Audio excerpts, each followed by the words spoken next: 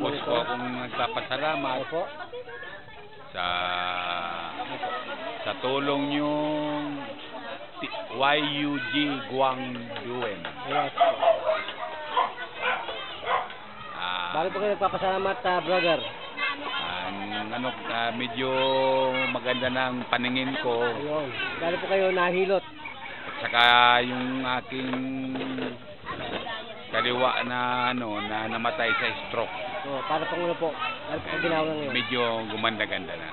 Kailangan po lang natin ng konting kiliti. Yung pong pang mga lumilipad na kamao, hindi po yung mga pang spa. Maraming salamat po. So magpakilala po, ano pong tunay na pangalan? Ako po si Joseph Manlapas.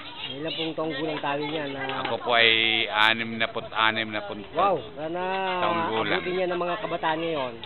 Kasi po, ano na eh, finish na pagdating ng 45. Isa na po akong senior Ganun, citizen. okay. Tatay, magandang araw po sa atin. Ano pong nangyari sa mga matang ito ngayon? Medyo nakaliwa-liwa nagtutpikin. Kung araw-araw po kayo magpapahid niya, ano pong mangyayari sa mata? Siguro, lalo, tatalas ako tao. So, yung pong ating pang Valentine, ihahanda na natin yan para mag-flag racing po yan. Oo. Ang Santo Niño natin. Oo. Ayan, madali lang po yan. Huwag po ang Viagra, delikado yan. Hindi. Talaga, marami na pong napunta niya kay San Pedro. Wala pong trabaho doon kay San Pedro eh. Kaya dito po muna tayo sa lupa. So, kamusta po yung mga sumasakit na may ng baraso natin ngayon? Medyo, man. Yan, lalagyan po lamang ng ating oil, no? At tayran po ng lana para po yung radiation po ng solar, ng vitamin D, ay mag-collapse po sa katawan natin at magkaroon po ng balancing. Yan po ng stimulator niyan eh. At kuminsan po pag elevated po yan, hindi na magcha-charge yung ating pong neurons.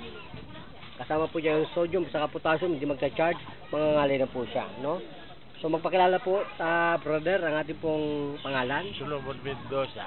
Solomon Mendoza. Mendoza. Ilang taong po yan? 77. 77. Ano po masasabi yung sa mga guardians na medical na to? Masarap po bang magmahal ang aming mediko? Oo. Bakit po?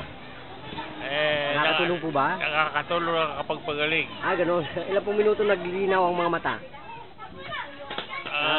Gani-gani lang. Kaya pong nawala na, parang nag-aayos na ang dopamine. Anong nangyari po nang nilagyan ko ng yelo ang yung thyroid? Ayos lang. Uminit po ba? Oo. Sumakit ang ulo? Hindi na. Hindi naman.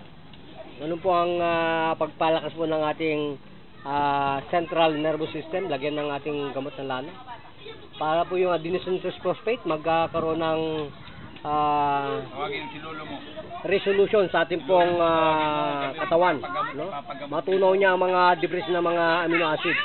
Yan po ang phosphorus, katambal po niya ng pagbabalance ng vitamin D.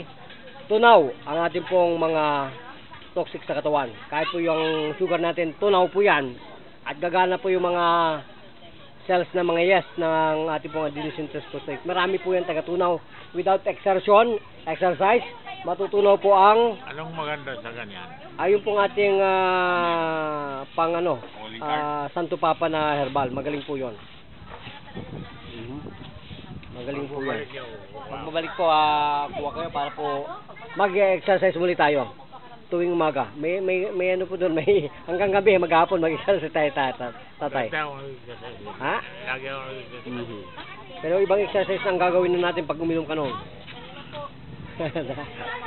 Okay, salamat po. Nagpapadul po muli at ang inyong nagbabalita, Brother June. At kasama po natin ang Guardians, Magistrate, Advocate for the Health, at ang ating pagkadungang bahay sa Kapwa. Medical Vision Philippines po ay naghahandog po ng libreng mediko. Mabag.